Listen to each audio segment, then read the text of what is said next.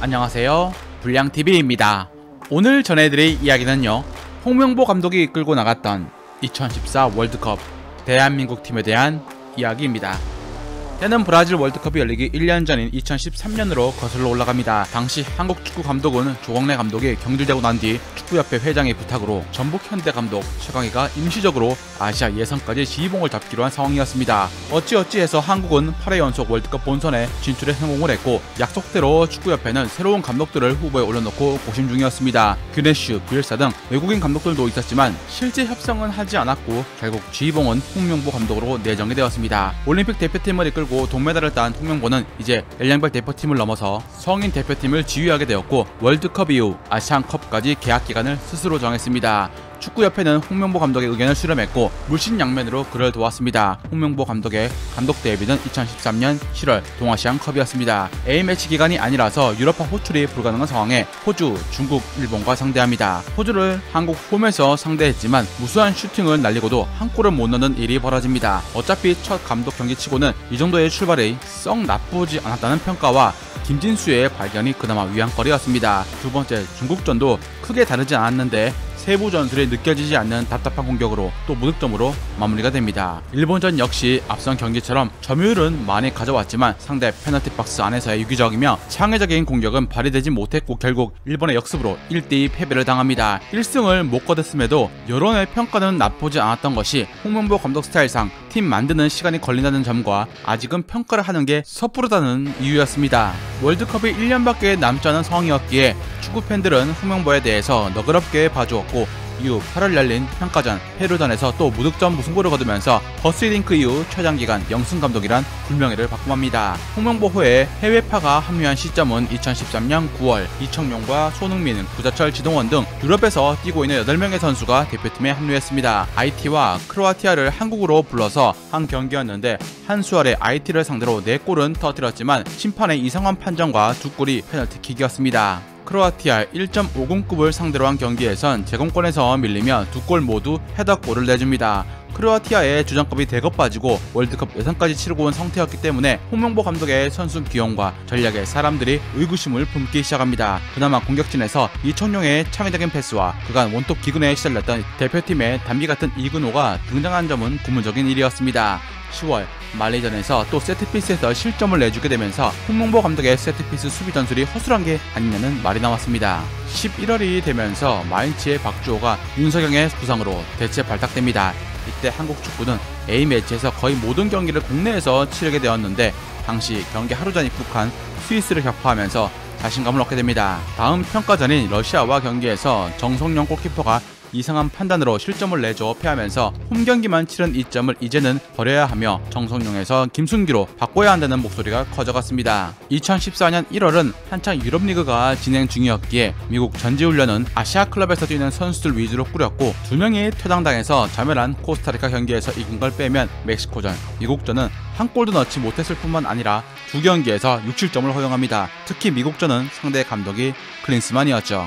런던 올림픽 동메달 세대를 대표팀으로 불러서 참사가 나기도 했고 2달 뒤에 있던 3월 평가전에서 딱히 활약이 없던 박주영을 뽑아서 논란이 되었습니다. 월드컵을 직전에 두고 서울에서 벌어진 출정식 경기였던 튀니지와 경기에선 홈이었음에도 일방적으로 튀니지가 패스플레이를 하며 우리나라를 농락했고 3골 이상 먹어도 이상할 게 없었습니다. 우리나라는 튀니지의 골문을 열지 못해 결정력 문제는 여전히 해결되지 못했죠. 월드컵 본선에서 맞이하게 될 가상의 알제리를 상대로 경기를 한 셈인데 답답한 경기력에 팬들은 좌절했습니다. 월드컵 대표팀은 2012 런던 올림픽 대표팀 멤버가 주축으로 평균 연령이 25.9세, 역대 최연소 월드컵 대표팀으로 23명 중 12명이 홍 감독과 함께한 홍명보 키즈였습니다. 선수들이 어리다 보니 팀을 하나로 묶어줄 사령관이 부재했고 조직력은 단단하지 못했습니다. 월드컵 본선에 앞서 마지막 평가전 가나와의 경기에서 대참사가 일어납니다. 공 간수가 안 돼서 공격할 때조차도 역습의 불안감이 엄습했을 정도.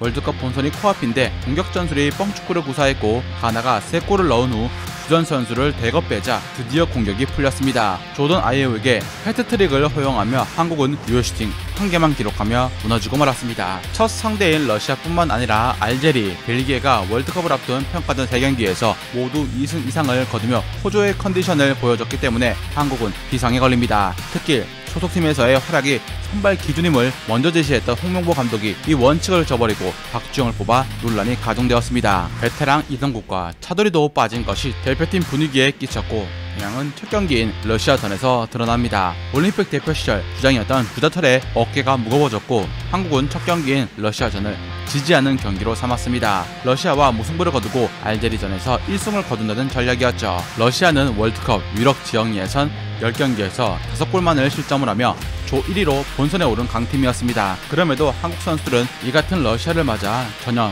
주눅들지 않은 모습을 보였고 오히려 선제골을 넣었습니다. 이근호의 중거리 슛이 골키퍼의 손에 맞고 들어가자 이길 수 있던 경기로 만들 수 있었죠. 하지만 수비수 홍종호가 부상으로 빠진 후반 27분부터 수비가 느슨해졌고 동점골을 내주고 말았습니다. 경기 결과는 비록 이겼지만 전방부터 적극적으로 압박하면서 러시아의 역습을 사전에 차단해 모두가 놀랄만한 반전을 첫 경기에서 보여주었습니다. 두 번째 경기 알제리를 꺾어야 16강 진출 가능성을 높이는 만큼 폭력전을 펼쳐야 했고 알제리 역시 1차전에서 벨기에 1대2로 역전패한 터라 알제리도 공격 축구를 예고했습니다. 월드컵 본선 2차전 알제리전의 전반전은 대한민국 월드컵 역사상 손꼽히는 졸전이었습니다. 삼성과 이선이 뻥뻥 뚫려서 알제리 선수들이 자유롭게 공격을 펼치게 놔두었고 한국은 러시아 전 때와 똑같은 선수비 후 역습 전략을 들고 나왔습니다. 1차전에서 1패를 기록했던 알제리는 무려 5명의 선수를 바꾸면서 변화를 주어 나왔고 뛰어난 개인기로 한국을 공략했습니다. 초반부터 상대의 맹공을 받아내는 데만 급급했고 경기 흐름은 손쉽게 알제리로 넘어갈 수밖에 없었습니다. 전반에만 3골을 내주며 궁지에 몰린 것이었죠.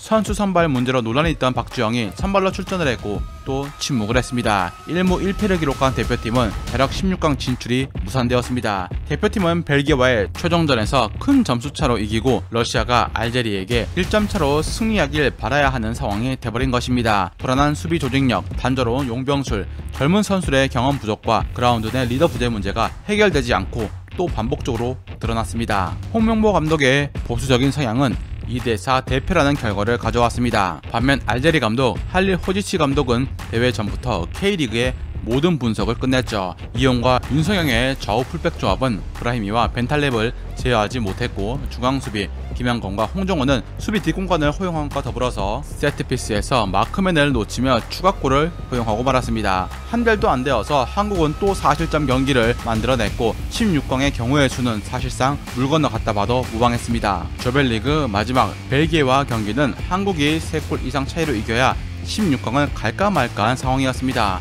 박주영과 정성용은 그동안 많은 비판을 받은 탓인지 마지막 경기에서 이 둘은 선발에서 빠지게 됩니다. 한국은 늘 그렇듯 본선 마지막 경기가 돼서야 정신을 차리는 DNA가 또 발동된 것인지 벨기에와 초반 경기 흐름은 지금까지 경기 중 가장 좋았습니다. 재미있는 건 알제리전에서 홀로 힘으로 골을 기록한 손흥민과 함께 제공권 능력이 좋은 김신욱의 스타일은 홍명보 감독이 가장 꺼리던 플레이였는데 이 스타일이 본선에서 먹힌다는 것이었습니다. 알제리전 골을 넣은 손흥민의 슈팅은 해당 경기 첫 유효 슈팅이었고 공교롭게도 한국의 가장 위협적인 공격 루트는 김신욱의 키를 이용한 이른바 뻥축구였다는 것입니다. 이 전략이 3차전 벨기에전 초반 먹혔고 벨기에 미드필더 두프르가 전반 44분에 퇴정을 당해 한국에겐 기회가 찾아옵니다. 그러나 후반전 수적 우위임에도 한국은 공격 시에 너무나 뻔한 패스 루트로 이렇다 할 공격을 하지 못했고 심지어 베르통원에게 선제골을 허용하며 수비가 와르르 무너집니다.